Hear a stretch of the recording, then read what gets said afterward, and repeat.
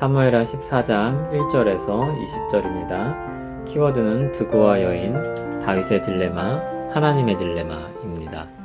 수르야의 아들 요압이 왕의 마음이 압살롬에게로 향하는 줄 알고 드고아에 사람을 보내 거기서 지혜로운 여인 하나를 데려다가 그에게 이르되 청하건대 너는 상주가 된 것처럼 상복을 입고 기름을 바르지 말고 죽은 사람을 위하여 오래 슬퍼하는 여인같이 하고 왕께 들어가서 그에게 이러이러하게 말하라고 요압이 그의 입에 할 말을 넣어주니라.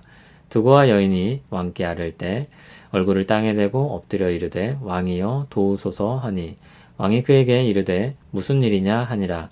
대답하되 나는 진정으로 과부니이다. 남편은 죽고 이 여종에게 아들 둘이 있더니 그들이 들에서 싸우나 그들을 말리는 사람이 아무도 없으므로 한 아이가 다른 아이를 쳐 죽인지라. 온 족속이 일어나서 당신의 여종 나를 핍박하여 말하기를 그의 동생을 쳐 죽인 자를 내놓으라. 우리가 그의 동생 죽인 죄를 갚아 그를 죽여 상속자 될 것까지 끊게노라 하오니 그러한즉 그들이 내게 남아있는 숯불을 꺼서 내 남편의 이름과 씨를 세상에 남겨두지 아니하겠나이다 하니 왕이 여인에게 이르되 내 집으로 가라. 내가 너를 위하여 명령을 내리리라 하는지라. 드고와 여인이 왕께 아뢰되 내 주 왕이여 그 죄는 나와 내 아버지의 집으로 돌릴 것이니 왕과 왕위는 허물이 없으리이다. 왕이 이르되 누구든지 내게 말하는 자를 내게로 데려오라. 그가 다시는 너를 건드리지도 못하리라 하니라. 여인이 이르되 청하건대 왕은 왕의 하나님 여호와를 기억하사 원수 갚는 자가 더 죽이지 못하게 하옵소서. 내 아들을 죽일까 두렵나이다 하니 왕이 이르되 여호와께서 살아계심을 두고 맹세하노니 내 아들의 머리카락 하나도 땅에 떨어지지 아니하리라 하니라. 여인이 이르되 청하건대 당신의 여종을 용납하여 한 말씀을 내 주 왕께 여쭙게 하옵소서 하니 그가 이르되 말하라 하니라.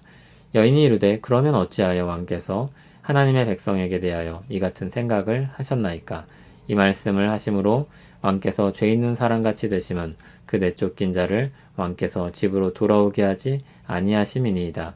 우리는 필경 죽으리니 땅에 쏟아진 물을 다시 담지 못함 같을 것이오나 하나님은 생명을 빼앗지 아니하시고 방책을 베푸사 내쫓긴 자가 하나님께 버린 자가 되지 아니하게 하시나이다. 이제 내가 와서 내 주 왕께 이 말씀을 여쭙는 것은 백성들이 나를 두렵게 하므로 당신의 여종이 스스로 말하기를 내가 왕께 여쭈오면 혹시 종이 청하는 것을 왕께서 시행하실 것이라. 왕께서 들으시고 나와 내 아들을 함께 하나님의 기업에서 끊을 자의 손으로부터 주의 종을 구원하시리라 함이니이다. 당신의 여종이 또 스스로 말하기를 내 주 왕의 말씀이 나의 위로가 되기를 원한다 하였사오니 이는 내 주 왕께서 하나님의 사자같이 선과 악을 분간하심이니이다. 원하건대 왕의 하나님 여호와께서 왕과 같이 계시옵소서. 왕이 그 여인에게 대답하여 이르되 바라노니 내가 내게 묻는 것을 내게 숨기지 말라. 여인이 이르되 내 주 왕은 말씀하옵소서. 왕이 이르되 이 모든 일이 요압이 너와 함께하였느냐 하니 여인이 대답하여 이르되 내 주 왕의 살아계심을 두고 맹세하옵나니 내 주 왕의 말씀을 좌로나 우로나 옮길 자가 없으리이다. 왕의 종 요압이 내게 명령하였고 그가 이 모든 말을 왕의 여종의 입에 넣어주었사오니 이는 왕의 종 요압이 이 일의 형편을 바꾸려 하여 이렇게 함이니이다. 내 주 왕의 지혜는 하나님의 사자의 지혜와 같아서 땅에 있는 일을 다 아시나이다 하니라. 아멘. 암논이 죽고 압살롬이 떠난 뒤 다윗의 마음이 어느 정도 정리가 됩니다. 그럼에도 압살롬을 쉽게 돌아오라고 할 수는 없었습니다. 형제를 살인한 문제를 안고 있었기 때문입니다. 정의를 실현해야 할 왕이 그 일을 그냥 눈감아 버리긴 어려운 것입니다. 그러나 한편 안타까운 마음도 있었습니다. 그리고 왕위를 만약에 잇는다면 압살롬이 적합해 보이기도 했습니다. 다윗은 그러나 이러지도 저러지도 못하고 있는 상황입니다. 요압이 다윗의 마음을 알아채고 드고아의 지혜로운 여인 하나를 고용합니다. 그리고 다윗에게 가서 해야 할 말들을 알려줍니다. 드고아 여인이 다윗에게 가서 말합니다. 저는 과부입니다. 아들 둘이 있는데 서로 싸우다가 하나가 죽었습니다. 그러자 사람들이 저에게 와서 살인한 동생을 내놓으라고 합니다. 저는 이 아이 외에 희망이 없습니다. 도와주시옵소서. 다윗의 상황과 유사합니다. 다윗은 측은지심이 생겼습니다. 과부를 도와주겠다고 말합니다. 그런데 이 사람이 한마디를 더합니다. 13절에서 14절입니다. 다윗이 마치 죄인처럼 압살롬을 집으로 돌아오지 않게 하고 있습니다. 사람은 하지만 결국 죽을 것이고 땅에 쏟아진 물은 어쩔 수 없는 것입니다. 하나님은 결국 그를 돌아오게 하실 것이라고 했습니다. 여인은 다시 자기 얘기로 돌아와서 자신과 아들을 다윗이 구해줄 사람이라고 그를 아주 높이며 말했습니다. 하지만 그 안에는 진정으로 하고 싶은 말이 숨어 있습니다.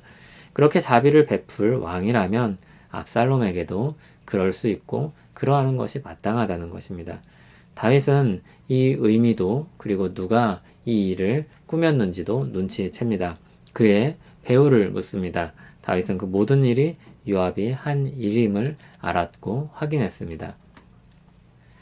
사실 드고와 여인의 이야기에서 두 아들의 싸움과 살인은 압살롬의 경우와는 좀 다릅니다. 그것은 우발적이고 생각지 않은 일이었습니다. 그러나 압살롬은 그렇지 않았습니다. 그는 철저한 계획 속에서 암논에게 복수했던 것입니다.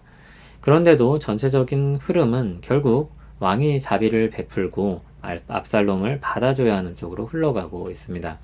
우리는 어느 하나를 포기해야 하는 선택의 기로에 설 때가 많습니다. 딜레마에 빠지는 것입니다. 단순히 말하면 다윗에게는 정의를 세우는 일과 자비를 베푸는 것 사이에 갈등이 있었습니다. 죄에 대해서 처벌을 해야 하고 다른 한편으론 아들을 사랑으로 품어줘야 하는 것입니다. 다윗은 거기서 한쪽을 선택하게 됩니다. 사람의 한계입니다. 두 가지 모두를 만족시키기가 어려운 것입니다. 다윗은 그런 딜레마에 빠져 있습니다. 하나님은 우리에 대해서 유사한 선택의 기로에 서 계십니다. 우리 죄에 대해서는 형벌을 내리셔야 합니다. 그러나 우리를 사랑하는 사랑으로는 구원을 베푸셔야 합니다. 하나님은 그분의 지혜로 이 문제를 해결하십니다. 예수 그리스도를 우리에게 보내신 것입니다. 예수 그리스도께서 우리에게 오셔서 우리가 받을 형벌을 대신 받으십니다. 그리고 우리로 하여금 하나님의 사랑받는 자녀가 되게 하신 것입니다. 하나님의 거룩한 성품을 훼손하지는 않으시면서도 우리를 향한 사랑을 이루신 것입니다. 자기를 희생하여서 그것을 이루어 내신 것입니다. 지혜로우시며 우리를 사랑하시는 이 하나님께 우리 인생을 맡기길 바랍니다. 그리스도께서 자신을 길과 진리와 생명으로 계시하셨습니다. 길이신 우리의 주님께서 우리를 이끄실 것입니다. 그분의 지혜와 도우심을 구하며 오늘 하루도 잘 감당하길 소원합니다. 하나님 아버지의 지혜와 사랑을 찬송합니다. 우리가 주 안에서 생명을 얻었습니다. 주님의 사랑으로 말미암아 우리는 생명의 길로 접어들었고 그 길을 계속해서 갈 수 있고 목적지에 이르게 될 것을 믿습니다. 오늘도 우리를 붙잡아 주시옵소서. 예수님 이름으로 기도합니다. 아멘.